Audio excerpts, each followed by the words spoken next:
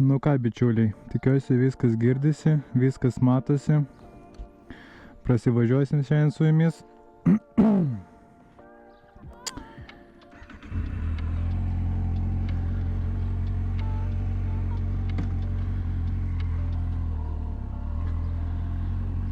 Orai kažkiek jau atsigavo, keliukai beveik išdžiuvo.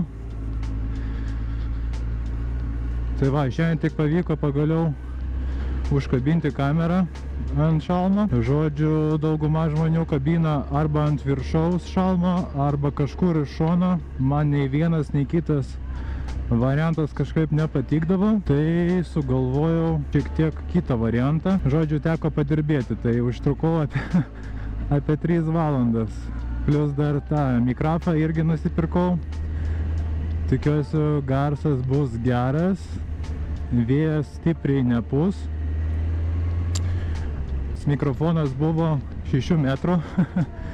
Tai va, teko kirpti, lituoti, viską gražiai susukti, sumontuoti. Tai dėl to taip ilgai ir užtrukau. Tai va, praeitą savaitgalį buvo renginys, baikerių naktis, bet dėja nespėjau visko sumontuoti, kad pasiimti GoPro ir panašiai ir nufilmuoti kokį vlogelį iš renginio. Tai labai gaila. Tai va, šiandien mes turime jau trečiadienį, tai va, tik dabar pavyko viską padaryti. Ir tai dar trūksta vienos dalies. Prie GoPro yra tokios durelės, kur baterija užsidaro. Tai yra tokios durelės tik su skylutė, kad laidas įsikištusi pro tas dureles. Tai va, reikia dar šitą dalyką surasti, nes dabar laikosi ant izolkės. Nežinau, matot, nematot, bet kol kas taip, reikia ieškoti dabar šios dalies. Tai va, turbūt kas mane seka, tai dauguma laukia BMS-o, BPM8 tikriausiai, kiek visi žinojo, bet jau taip pasisuko gyvenimas, viskas taip stipriai pasikeitė, kad atidėjau BMS-ą toliau, bet vis dėlto praėjo tas laikotarpis ir kažkaip man jau BMS-ai, ne tai kad BMS-ai, o būtent mašinos kol kas stipriai netraukia, nes jau kaip ir prisilakščiau ir panašiai. Tai prieš metus pradėjau kažkaip žiūrėti vlogus visokius apie mocus, net galbūt nepradėjau, tiesiog rekomendacijose užmačiau. Na tai iš tikrųjų prisižiūrėjau taip, kad labai užsidegiau ir norėjau moco. Tai čia prieš metus maždaug prasidėjo, tai jau savo tikslą nustačiau, šį pavasarį perku savo mocą. Tai iš tikrųjų norėjau pirkti Z900. Buvo Lietuvoje 2 variantai, kurie tiko pagal mano biudžetą. Tai vienas variantas buvo, dabar neatsimenu, kažkur prie Klaipėdos toj šaly. Tai nuvažiavo draugelio pažįstamas pasižiūrėt, tai sako, neverta net važiuoti žiūrėt, nes ir visas perdažytas, ir rėmas virintas, tai žodžiu. Skipinau tą variantą, liko antras. O draugelis mano, Mindaugas toks, irgi norėjo Z900 pirkti, nes prisižiūrėjo, kad aš perku, jis irgi užsinorėjo. Nu tai jis jau buvo rezervavęs tą antrą, kaip ir pažiūrėt. Tai galvoju, okei, tada aš net kol kas neskambinu, pasižiūrėsi, nuvažiuosi, jeigu netiks, tada galbūt aš nuvarysiu. Tai va, praėjo gal savaitę, aš jam rašau, nu kaip ten sekasi, ar buvai apžiūrėt, blemba kažkaip nespėjau, ten kažkas jau nupirko, nu žodžiu. Tai va, gavosi taip, kad nei aš nupirkau Z900, nei jis, tai kažkaip užmačiau Z800, va šitą, su kuriuo dabar važiuoju. Tai, nu, ledinis iš nuotraukų buvo, Vilkaviški buvo, tai pastebėjau ir kitą dieną ryte išvariau pažiūrėt, tai pasiėmiau iš karto busą. Na ir viskas, atvarėm, apžiūrėjom, nieko lygtais neradom, viskas atrodo kaip ir nuotraukose, beveik kaip naujas. Nu ir viskas, ir nupirkau. Na ir tas kitas pažįstamas taip pat nusipirko Z800. Tai va, taip ir gavosi.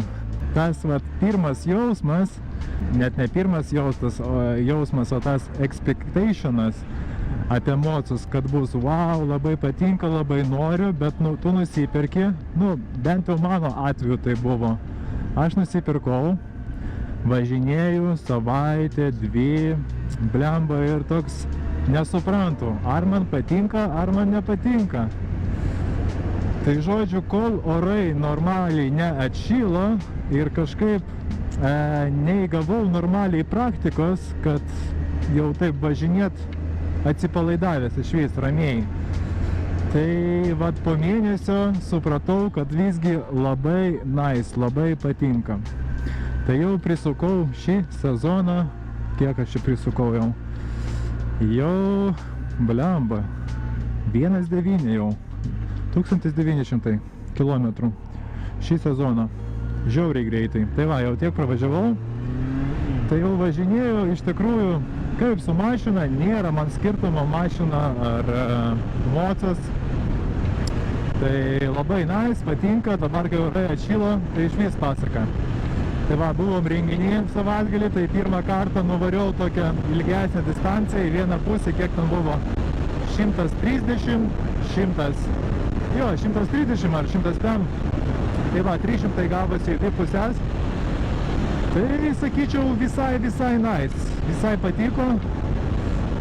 Turėjau su savim palapinę, vieną kuprinę, tai ten labai ekspromtiškai sugalvojau važiuoti tą renginį iš vakaro 9 vakare. Tai ryte nuvariau nusipirkti tokį troselį, kad užkabinti kuprinį su palapinė. Tai viskas pavyko, viskas nice. Tai va. Būtinai parašykit komentaruose, kaip garsas, nes aš girdžiu, kaip pučia vėjas stipriai, bet įdomu, ar jums girdisi. Nes mikrofonas turi tą tokią specialią nuo vėjo ir plius dar padėjau tą mikrofoną po pagalvę. Tai gaunasi kaip dviguba apsauga nuo vėjo, tai tikiuosi su garsu viskas bus ok. Tai parašykit komentare, kad aš žinočiau kitam kartui kažką tobulint ar ne.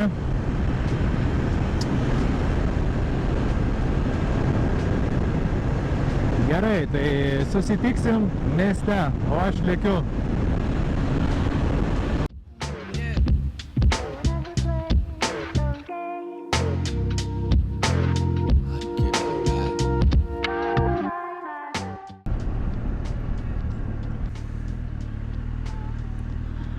Nu va, atlėkėm į miestą. Tai ką norėjau dar pasakyti, kad čia šiandien toks testinis blogelis pabandymui ištestuoti kamerą, ištestuoti mikrofoną, kaip visas veikia. O toliau žiūrėsim. Galite irgi komentaruose parašyti, ką norit pamatyti, kad nufilmuočiau ir panašiai, ką galbūt apie mocą papasakot. Nes šiaip, kai prieš pirdamas mocą irgi ieškojau informacijos, tai yra tokių dalykų, kurių sunkiai gaunasi surasti. Tai va, apie juos būtinai irgi kažkada nufilmuosiu, papasakosiu, bet patys irgi galit parašyti, kas būtų įdomu. Tai atsižvelgsiu galbūt. Va, tai atsimenu prieš metus, kai tik kilo mintis mocą pirkti. Visi draugai pradėjo, donoras, debilas, tipo užsimušė ir panašiai. Tai va, sakiau jiems, kad, ne, perku mocą tikrai nelakstymams ir panašiai, o tiesiog ramiai važinėsiu. Ir viskas, seno malnumui, bet nieks netikėjo, sakau, lakstysi jau pirmą savaitę 200, tai jau kiek aš čia važinėjau, 2 mėnesius. Tai aš greičiau negu 100 PM ar šiam nevažinėjau net. Ir tai čia buvo magistraliai. Nėra kažkaip noro čia lakstyti su juo ir panašiai. Tiesiog gaunu malonumą nuo vairavimo ir viskas. Tuo labiau, kai toks oras laukia dabar, šilta. Wow, švis pasaka. Didžiausias kaifas iš tikrųjų nuo šito moco. Tai važinėti per kamščius, tai wow. Tų kamščių tau išvis neegzistuoja. Tu važiuoji, tu beveik nesustoji. Sustoji tik Prie šviesoforo ir tai dažniausiai būni pirmas visada. Nebent kažkoks grybas sustoja tarp dviejų juostų, kad tu pravažiuoti negali, na, tada jau tenka pastovėti. Bet, nu, retai taip būna. Nu va, jau Minsko žiedas. Jau beveik atvažiavau namo. Tai va, šiandieną taip trumpai informacijos ir susitiksim, manau, dabar kokį sekmadienį. Nebent jeigu nespėsiu šį kartą įmesti vlogo iki sekmadienio, tada jau trečiadienį pamatysit. Net visada va tokius gulinčius gali apvažiuoti. Nu, išvis, pasaka tiesiog. Gaila, kad tik Lietuvoj vasara trunka kiek čia? 4 mėnesiai. Viskas. 5 max. Ir viskas. Pabaiga orų. Tai va, galbūt planuose, galbūt pažiūrėsim, kaip tam bus. Nes vis tiek žiemą motas stovi, nereikalingas, nevažinėja, tai nežinau. Dar galvoju, jeigu varysiu į Ispaniją gyventi žiemos sezonui, tada aišku imsiu motą su savim ir ten su juo važinėsiu. Bet jeigu vis dėlto liksiu Lietuvoje, tai tada reikės kokį partnerį surasti, kad tiesiog išsiųsti motą į Ispaniją, tegul jis nuomoja visą sezoną ir viskas ten už komisiją kažkokią. Vis tiek neapsimoka, kad stovėtų. Tai va.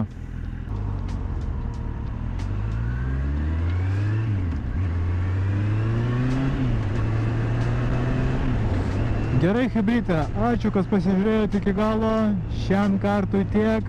Susitiksim neužilgo. Trečiadienį arba sekmadienį stengsiu skelbti vlogus 2 kartus per savaitę, jeigu gausis, bet 1 kartą per savaitę tikrai matysit. Tai like, subscribe ir iki greito.